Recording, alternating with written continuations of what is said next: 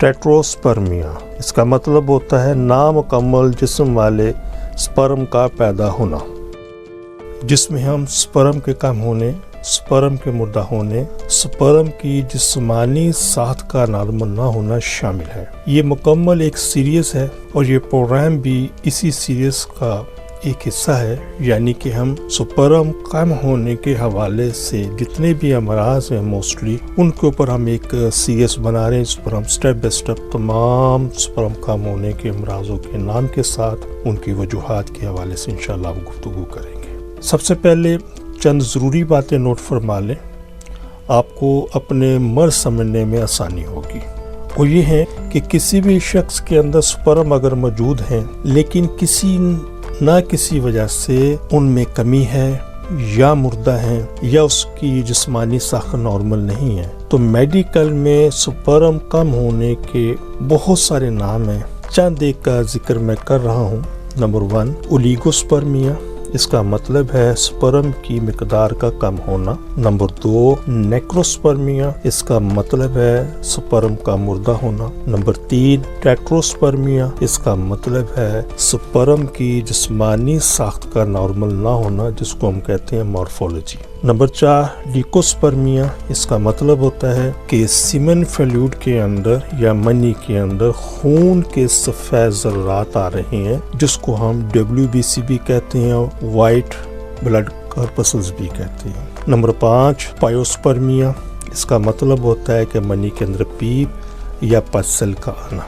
ये जितने भी नाम हैं ये स्पर्म कम होने के हवाले से, मुर्दा होने के हवाले से, नामुकम्मल जिस्म वाले स्पर्म के हवाले से, पीप आने के हवाले से मेडिकल में ये मुख्तलिफ नाम हैं। बाकी जितने भी नाम स्पर्म के कम होने के हवाले से हैं उनमें या यही अल्फाज मिलकर वो अमराज का नाम बनते हैं। मसलन एक मरीज़ है जिसके स्पर्म कम है और इसके साथ साथ उन स्पर्म के जिस्मानी साख्त भी नामुकम्मल है, तो उस मर्ज को हम ओलिगोटेट्रोस्पर्मिया या इसको ओलिगोटेट्रोजोस्पर्मिया भी कहते हैं।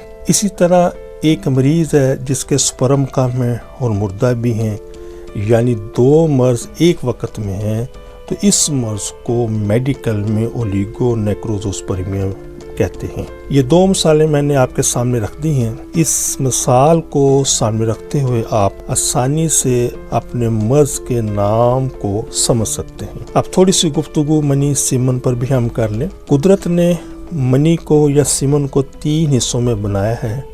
नंबर 1 मजी, नंबर 2 वदी, नंबर 3 मनी। मनी मजी और वदी के दरमियान होती है।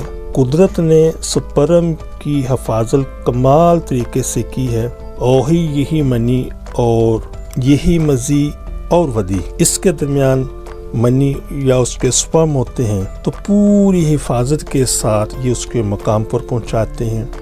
फिर यही मजी और वदी उस रास्ते की, ये पूरे रास्ते की सफाई करते हैं और उसके pH को भी नॉर्मल करने का सबब बनते हैं। तो ये बड़ी लंबी डिटेल है, यहाँ मैंने सिर्फ मुख्तसर अर्ज़ कर दी। इंशाल्लाह फिर कुछ अपने प्रोग्राम में मजी वदी और मनु को मौजू बहस बनाऊँगा। मनी जिसे हम सीमन कहते हैं, जिस्म के मुख्तलिफ हिस्सों में ग्लैंड्स में तैयार होती है, फिर इकट्ठी पीनस के रास्ते एक ही वक्त में डिस्चार्ज हो जाती है। जिन जगहों पर मनी सीमन पैदा होती है उसकी मुख्तसर तफसील ये है।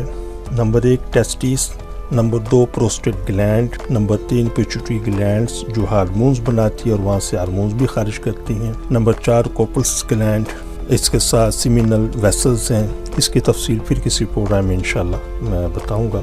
इसके साथ एक और निज़ाम को समझ लें। मैं ये सारी गुफ्तगू इसलिए कर रहा हूँ, छोटी छोटी बातें कर रहा हूँ, ताकि वो लोग जिनके स्पर्म कम हैं, जिनके स्पर्म मुर्दा है, जिनके स्पर्म जिस्मानी साख्त ठीक नहीं है जी, या जिनके स्पर्म बहुत स्लो मूवमेंट कर रहे हैं, तो थोड़ी सी इन चीज़ों की अहमियत को ज़रा सामने रखिएगा। बहुत सारी चीज़ें इंशाल्लाह आपको समझ आ जाएंगी। तो यहाँ पर एक बहुत बारीक नुक्ता समझाना चाहता हूँ, तो इंशाल्लाह बहुत सारी चीज़ें आपको समझ आएंगी कि एक मर्द जब इंटरकोर्स करता है तो जिस जगह पर वो स्पर्म पास करता है वजाइना के अंदर, तो वहाँ से एक्स तक का जो सफ़र होता है वो तकरीबन, अगर हम स्पर्म की जिस्मानी साख को अगर हम सामने रखते हैं, तो यहाँ से वहाँ तक तकरीबन 25 किलोमीटर का सफ़र बनता है।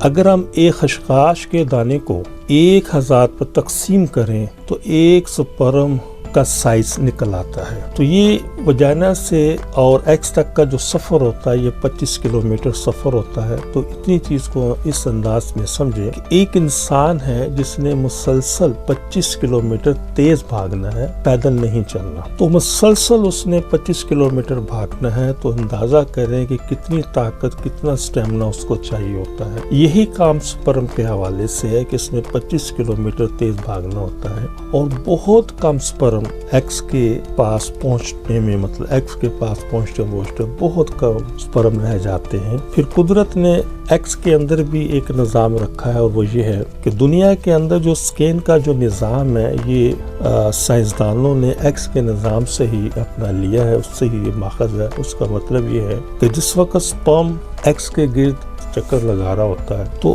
ایکس کے اندر جو نظام موجود ہے وہ ایک ایک سپرم کو سکین کر رہا ہوتا ہے، اس کی پوری فزیک کو، اس کے اندر پورے نظام کو سکین کر رہا ہوتا ہے، اور ایک ایک سپرم کو وہ ایک نام دے رہا ہوتا ہے. اب جس وقت جتنے بھی 5 سپرم ہے، 10 سپرم ہے، 15 سپرم، 20 سپرم ہے جو ایکس تک پہنچنے میں کامیاب ہو جاتے ہیں، تو ایکس اس کو مانیٹر کر رہا ہوتا ہے، اس کو سکین کر رہا ہوتا ہے. تو ایک ایک سپرم کو وہ ایک نمبر دیتا ہے. جو سب سے صحت مند سپرم ہوتا ہے تو اس کو وہ ایک سگنل بتاتا ہے کہ تم نے انجیکٹ کرنا ہے، میرے اندر داخل ہونا. تو یہ ایک نظام ہے.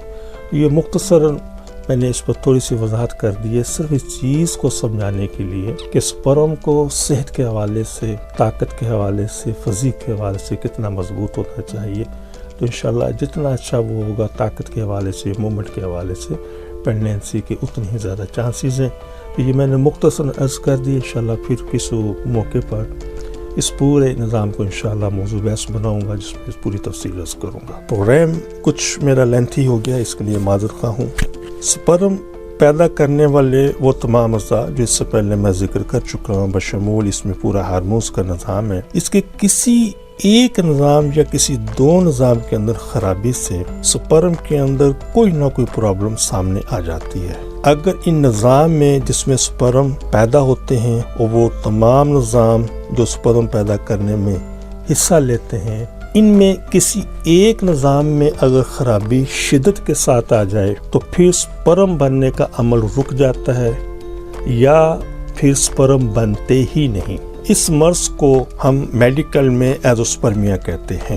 پھر اس ایزوسپرمیا کی بھی بہت ساری اقسام ہیں. تو ایزوسپرمیا سیریز کے اندر میں نے ان سب کی تفصیل وضاحت کے ساتھ کر دی ہے. اور اگر سپرم پیدا کرنے والا نظام جہاں پہ سپرم پروڈیوس ہوتے ہیں یا جہاں پر سپرم سٹور ہوتے ہیں، ان میں اگر خرابی شدت کے ساتھ نہ ہو تو پھر سپرم کم پیدا ہوتے ہیں، مردہ پیدا ہو سکتے ہیں، یا ان میں ان کی جسمانی ساخت کے حوالے سے کوئی نہ کوئی پرابلم آ سکتی ہے، ان کی رفتار کے حوالے سے کمی ہو سکتی ہے. جیسا کہ پروگرام کے شروع میں نے مرض کا نام بتا دیا ہے.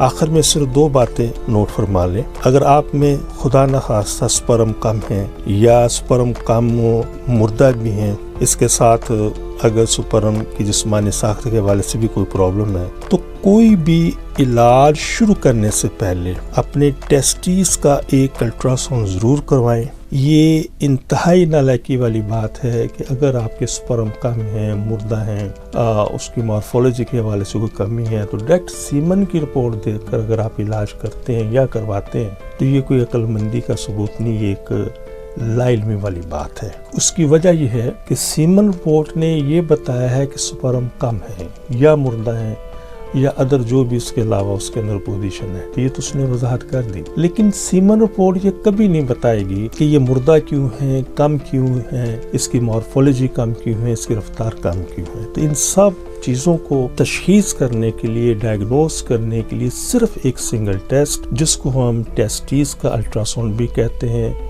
سیکیوٹل الٹرا ساؤنڈ بھی کہتے ہیں، سکوٹرم الٹرا ساؤنڈ بھی کہتے ہیں.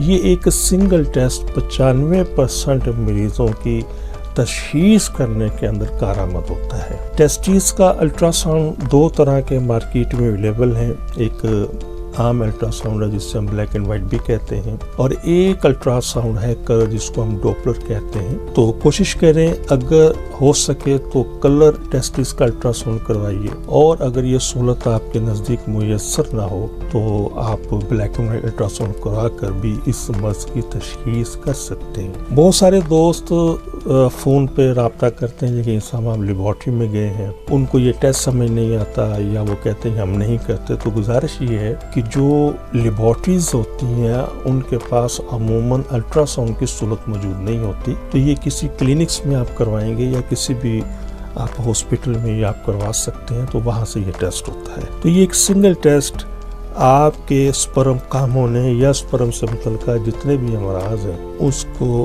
مرض کی نشاندہی کر دے گا، اور انشاءاللہ پھر ہمیں علاج کرنے کے اندر آسانی ہوگی۔